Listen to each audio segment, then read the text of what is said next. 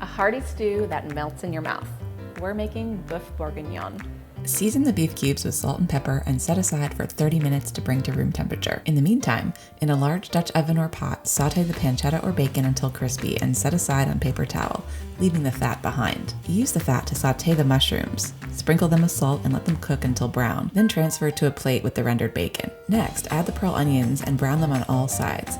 Then set aside with the pancetta and mushrooms. Meanwhile, preheat your oven to 350 degrees and use the same Dutch oven to brown the beef cubes in batches, transferring each batch to a plate. Once you've browned and removed the beef, add the carrots, onion, and garlic to the pot and saute for about 5 minutes. Stir in the tomato paste and continue to stir for about 1 minute. Add the beef back to the pot and give it a nice stir.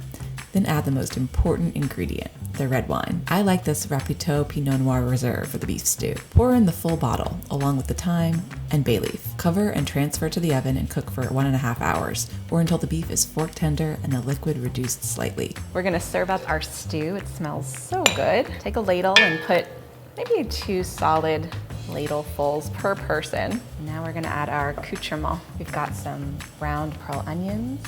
Sprinkle those over the top, some browned mushrooms, and some rendered bacon or pancetta. And now we're gonna take some chopped parsley for color, because you always need to add a little extra color to the plate.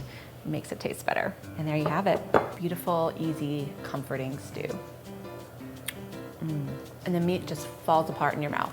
As a wine pairing, I would recommend a red Bordeaux. This particular one has lots of black ripe fruits, some acidity, a little bit of fine tannins to break through the fattiness of the beef. It's a nice juicy wine. Ask your local total wine expert what the perfect wine pairing would be for your Beouf Bourgignon recipe.